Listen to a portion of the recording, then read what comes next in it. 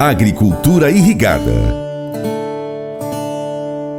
Com a necessidade cada vez maior de assegurar o uso correto da água, bem como atender a demanda mundial pela mesma, algumas iniciativas foram pensadas para se ter esse controle. Pensando na produção agrícola, o uso e a distribuição de outorgas é uma possibilidade, pois concede ao usuário o direito de utilização dos recursos hídricos de uma determinada região. A nível governamental, a cobrança pelo uso da água em regiões de livre acesso também são vistas como uma possibilidade. No entanto, desencadearia o que se chama de comércio da água, que poderia abrir margem para outros tipos de negociações envolvendo o recurso. Para falar sobre isso, nós vamos então trazer aqui mais um episódio da nossa série especial sobre a agricultura irrigada, de realização da Embrapa.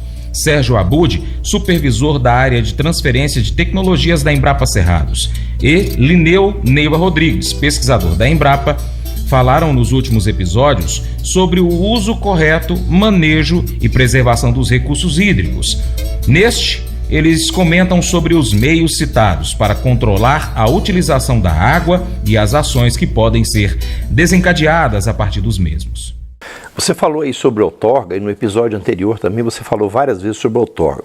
Acho que é um recurso interessante nessa questão da gestão, né? Mas como que é definida essa outorga e qual o papel da outorga na gestão dos recursos hídricos?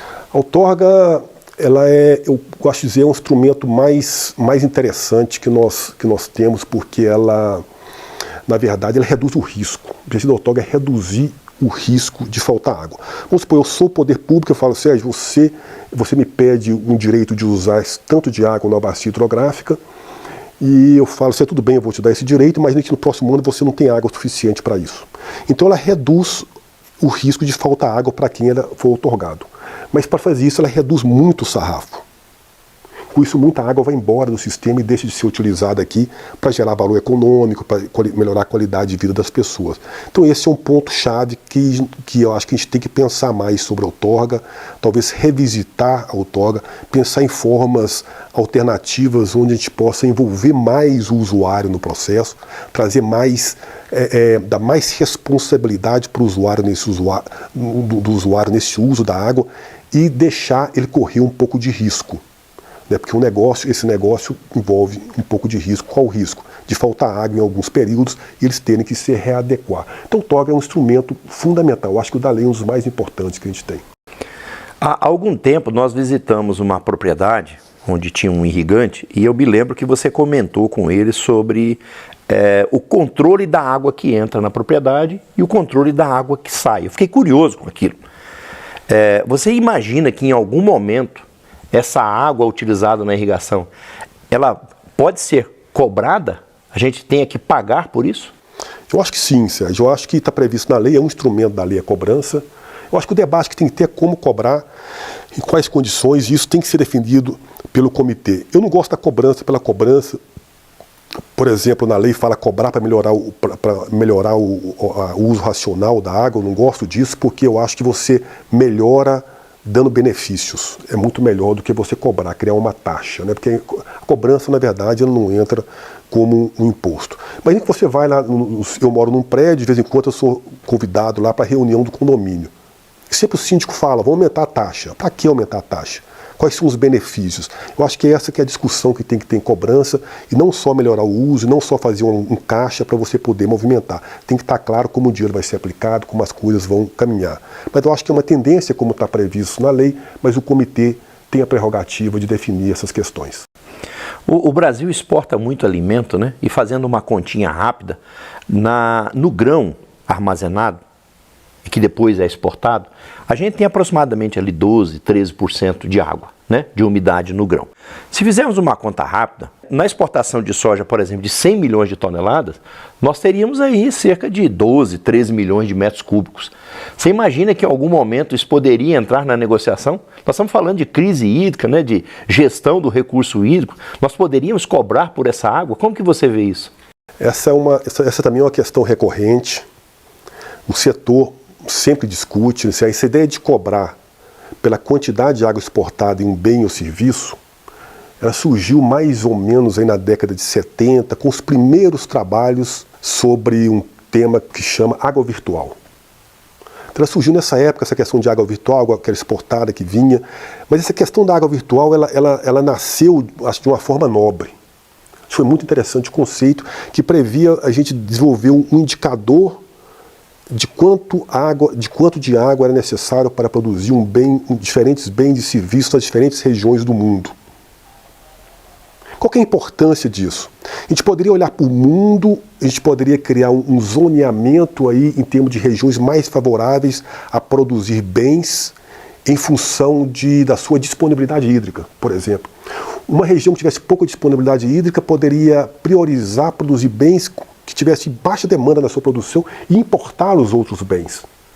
Se a gente olhasse nesse mapa do mundo, a gente viria o Brasil azul como um grande exportador de alimentos para o mundo. Então, nasceu bem essa questão da água virtual, o conceito como ela foi criada, que era para quantificar, criar um indicador para esse princípio, mas logo depois ela começou a ser deturpada, criando essa questão, esse é o mundo que a gente vive, é um pouco assim hoje, né?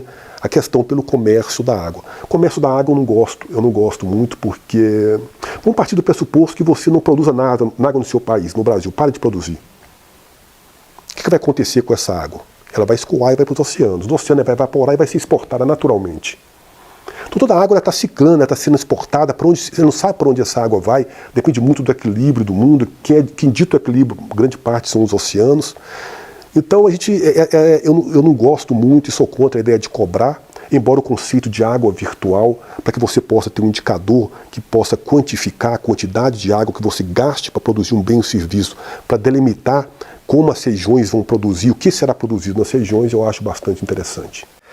Lineu, a Embrapa Cerrado ela tem uma equipe que faz a prospecção dessas perguntas com os produtores, os consultores, né? Inclusive, nós gostaríamos de sugerir para você que, se você tiver um tema interessante que você quiser sugerir para a gente fazer um agroconsciência, você pode aproveitar o chat do YouTube, né, onde esse material vai estar disponível para vocês sugerirem para nós.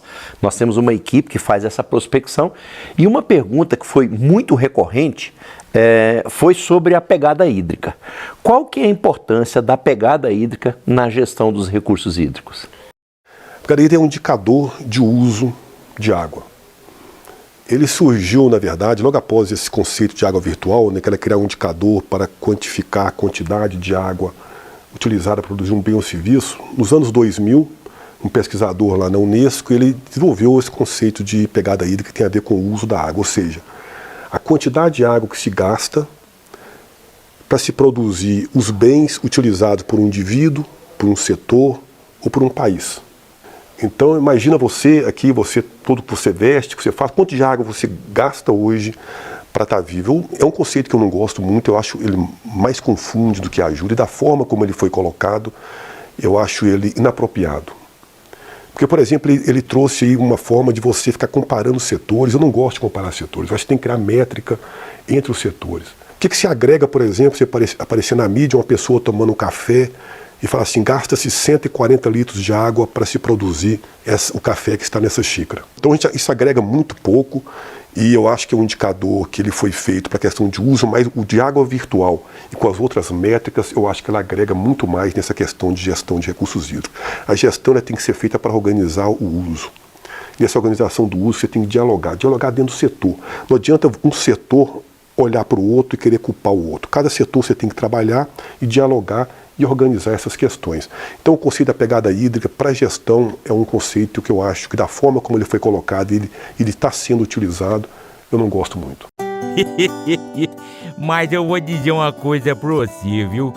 Se quiser colocar propaganda sua aqui nesse programa, eu vou dizer um negócio, você vai ter um resultado bom demais, senhor. Isso mesmo, é facinho, senhor. Você pode entrar em contato com os meninos ligando o telefone deles, é o 38, é o 991810123, bem facinho. É muito bom porque aí a sua empresa vai sair dentro de um programa que é ligado aí ao homem pra mulher do campo. É nós que vai estar assistindo e também vai ver sua propaganda. É bom ou não é, só?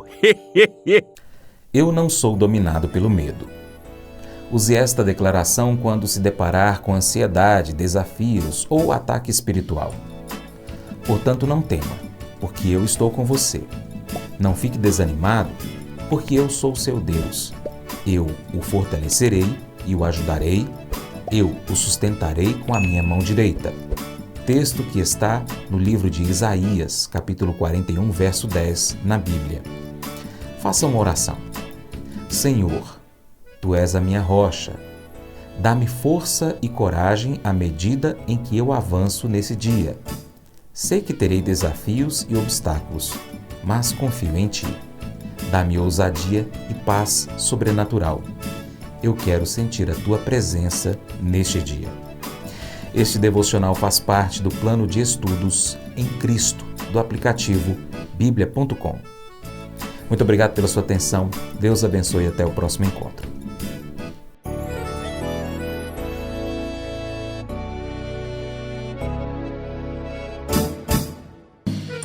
Acordo de manhã para prosear no mundo do campo, as notícias escutar.